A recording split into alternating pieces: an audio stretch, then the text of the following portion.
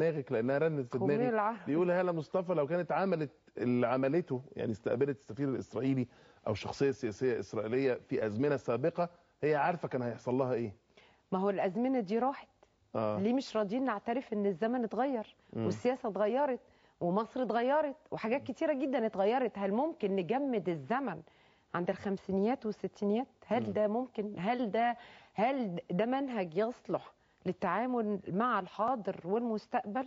يعني هو حتى مع كل الاحترام للاستاذ عبد الله السناوي، ده هو الاستاذ عبد الله، حتى ده هو الاستاذ عبد الله الازمنه مش عارفه دي اللي هي اللي هي خمسينات والستينات يعني بيشكل له مصدر ازعاج استضافه حضرتك النهارده في برنامج علشان تعرضي وجهه نظرك، يعني دي من وجهه نظره حاسس انك بتضللي الراي العام. ليه بضلل؟ ما الراي العام ساحه مفتوحه. يعني هقول لك حاجه يا استاذ معتز، انظر على الصحافه. يمكن اكتر من 100 مقاله اتكتب، انا ما كانش، انا يمكن ما طلعتش الا في برنامج واحد، وطبعا معاك هو اللي عندي فرصه ان انا بوضح وجهه نظري دلوقتي. انا ما ردتش على حد، انا ما ردتش وما اتكلمتش، ما عملتيش اي حوارات صحفيه في يعني في ستيتمنتس، في حاجات زي كده، انما حوار شامل ده يعني الساحه مفتوحه. فاللي كاتب 100 او 200 مقال خايف من راي بيعرض في دقائق، طيب فين المنطق بقى؟ جميل جدا. فين الحجه قويه؟ ما هو احنا طيب ما اعرفش يعني نسمع بعض. يعني انا عايزه اقول ايه، انه يعني بلاش نخون بعض ونكفر بعض ونكره بعض ونتخانق مع بعض يعني ده خلاص بقى. طب واحنا بنعيب على اللي بنقول عليهم متطرفين واللي بيحملوا السلاح واللي بيعملوا جماعات والقاعده والجماعات الجهاديه، ليه بنعيب عليهم؟ ما دي الثقافه اللي بتنتج ده. ما هو ثقافه، يعني الثقافه دي قبول الاخر، اللي هي عدم قبول الاخر، اللي ما فيش اي تسامح مع انك حتى مجرد تسمع وجهه نظر، تسمع راي. طب ده انت يعني عن 90% الساحه متروكه لراي معين، طب 10% يعني مش كتير. بتتكلمي على ثقافه اقصاء الاخر، انك اشطبك من ليس يمكن انا ما عرفتش ادور من ليس معي فهو ضدي. لا ده فهو مش ضدي، ده فهو الى الجحيم. حلو قوي. خلينا نكمل لان انا عايز افهم للاخر. حضرتك دكتوره هالة عضو في الحزب الوطني الديمقراطي، تمام، وما زلتي عضو. لان انا عارف انك عضو في امانه السياسات. تمام. موضوع مقابله السفير، او تعالي نقول الفكر اللي حضرتك بتطرحيه علينا النهارده، وهو تغيير الفلسفه من الآن فصاعدا مع إبداء مرونة لمقابلة ناس بهدف خدمة القضية. هو ده منهجك. في واحد تاني عنده منهج تاني. تمام، ومن حقه، وانا من حقي. ومن حقي. تمام، من حقه انه يبقى على منهجه، ومن حقي انا كمان اتمسك بوجهة نظري ومنهجي. هل في منهج موحد في أمانة السياسات في الحزب الوطني الديمقراطي فيما يتعلق بمسألة التطبيع أو مقابلة الإسرائيليين؟ لا يعني دي مسألة ما يعني لم تثر بشكل واسع ولا للنقاش العام، لان يمكن ما كانش فيه مناسبة. ولا ناس في الحزب ناقشتك قالت لك انت عملتي كده ليه او ما عملتيش كده ليه؟ يا استاذ معتز، خلينا دلوقتي الحزب الوطني هو الحزب الحاكم اللي هو بينفذ سياسة الدولة الرسمية وملتزم بيها، يعني ملتزم بمعاهداتها الرسمية بخطها المعلن الواضح. فيعني طبيعي انه هذا لا يتعارض لا مع سياسة الدولة الرسمية، لا مع الدستور المصري، لا مع القوانين العامة. ده اللي يهمني جدا. اي قرار على فكرة بيصدر بقى في اي جمعية، في اي نادي، في اي نقابة، في اي حاجة، قرار الجمعية العمومية، كل ده يجبه القانون العام، والقانون العام يجبه الدستور. خلاص يعني ايه في النهاية انا بشتغل في مؤسسة الاهرام وبقيت عضو في نقابة الصحفيين بحكم ان انا في المؤسسة دي. تمام.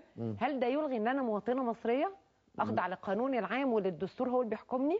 لا. طب ما فيش اي لائحه اداريه تيجي تخالف تناقض الدستور والقانون. طب عندك مواد في الدستور قد كده بتقول على حريه الراي والتعبير والعقيده والتفكير وكل حاجه للفرد دون المساس بها. طب انا اقول انا بمارس حريتي في التفكير وفي السلوك. القانون العام جزء رئيسي منه هو الاعتراف بالمعاهده اللي وقعتها الدوله. تمام. انا اللي عايز افهمه ان صانعوا القرار في بلدنا وواضعوا السياسات سواء الخارجيه او الداخليه في لجان الحزب الوطني الحاكم بيباركوا هذا التوجه او الفكر او المنهج اللي انت طرحتيه النهارده. انا قلت اولا ان هو لا يتعارض، بل على العكس، لان الحزب الوطني هو الحزب الذي يمثل السياسه الرسميه للدوله في النهايه. فالحزب ليست لديه اي اعتراضات. يعني الحزب يترك الناس احرارا لا ما بيحكمش حد على توجهاته طالما ان هي في اطار الشرعيه والقانون والدستور وفي خدمه الدوله. لا خالص. انت عايز يعني تمشي في المنهج ده اهلا وسهلا. في واحد تاني مقاطع الحزب مش هيجبره ان هو يعني يروح يتبنى المنهج الاخر. يعني في فلكسبيليتي، في مرونه عاليه داخل ازاي مفيش موقف موحد داخل الحزب. يعني دي قضيه لم تثار، بس انا اعتقد انه التوجه العام مش ضد قضيه التعامل مع الاسرائيليين لم تثار. التوجه العام مش ضد، مش الدوله بتستقبلهم ورئيس مبارك هو رئيس الحزب الوطني. طب يبقى ايه يعني ايه التعارض بقى؟ التعارض ان الصحفيين دي مساله اخرى. الصحفيين ما بيستقبلوهم. دي مساله اخرى، دي تخص نقابه الصحفيين او بعض الجماعات الاخرى وحقهم تماما. انما ما فيش، الدوله لا تجبر احد على شيء. وما تقدرش تلومني ولا الحزب يلومني لانه انا ما عملتش حاجه خارج اطار القانون العام للدوله خالص. طب لو وكان حاجه معلنه ومعروفه وواضحه وما فيهاش اي طب هل استكمالا للمنهج اللي بتطرحيه النهارده وهو الانفتاح على الاسره الدوليه، على المنظومه الدوليه، بما في ذلك الانفتاح على الاسرائيليين، هل ممكن تقبلي دعوه مثلا او تروحي تزوري القدس وتقعدي هناك وتشوفي الموضوع على ارض الواقع حاصل ازاي؟ يعني مساله الزياره تشتركي في ندوه مثلا؟ مساله الزياره دي كل واحد يحددها حسب. يعني انا كان جات لي دعوه فعلا في فتره سابقه من يعني اقل من سنه واعتذرت عنها. يعني دي بقى ليه حسب بقى؟ لا ده حسب كل واحد ما هو عايز. ما انا بقول لك انه ان تكون حرا. اصل مش معنى كده انا استقبلت ده فلازم اروح كمان اسافر ولازم اعمل. يعني ده مش لازم. كل واحد بيتصرف حسب منهجه. اللي انا اتصرفته هو حسب طبيعه مهنتي، حسب ما انا يعني يعني احنا بنعقد ندوات كتيره جدا وانا بشارك في ندوات دوليه كتيره جدا بتكون فيها ناس من جنسيات مختلفه. دي كانت اقرب للمهنه وكانت تحت مجرد عرض للدراسه. انما السفر، وانا كمان ما حرمش لو حد عايز يسافر ما جرموش وما احكمش عليه حكم سلبي اطلاقا. وبعدين طب ما هو في اسرائيليين كتير بيجوا عندك هنا في مصر وبيعملوا لقاءات صحفيه مع رئيس الجمهوريه ومع مسؤولين وبيبقوا عارفين مصر كويس. يعني انت ليه تحظر على الناس هنا ان هم يتطوروا ويروحوا وييجوا ويشوفوا ويدافعوا؟ يعني ليه؟ ما هو عرب كتير بيعملوا كده. يعني مصر هي استثناء. طب اقرا مثلا جريده الحياه في الفتره الاخيره هتلاقي اكتر من مقال نزل دفاعا عن موقفي من ناس انا ما اعرفهمش بس كلهم عرب.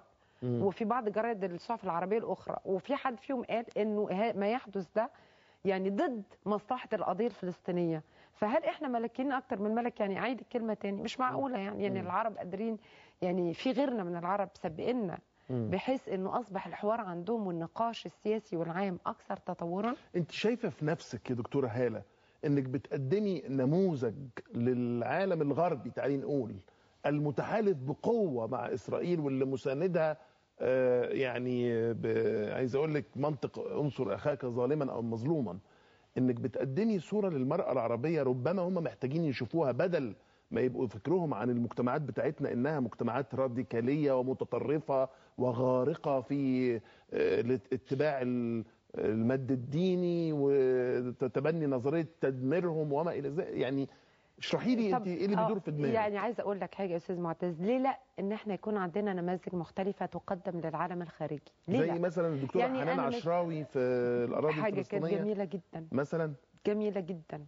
ونموذج مشرف جدا وانسانه وطنيه جدا. واشتغلت للقضيه وبالحوار والمفاوضات وكده اكتر من يمكن من اي حد تاني. انا ما اعرفش انه هل مثلا فانت حنان عشراوي مصر؟ لا مش يعني هو ده اللي في دماغي. لا انا عايزه اكون لبلدي انا، يعني طبعا لقضايا. لكن انا عايزه اقول حاجه، انه اذا في عندك ناس مثلا ليهم منحى متطرف وكده، ايه المانع ان انا اقول انا عندي الاستاذ معتز الدمرداش اللي هو يقدر يقف على نفس قاعده يعني من المساواه مع اعلاميين اجانب وامريكان وما فيش اي فرق هنا، بس المنافسه. ايه المانع ان اقول عندي نماذج كده؟ طبعا عندي نماذج بشكل معين وعندي نماذج دي، ايه المانع؟ سؤال صريح ومباشر جدا، انت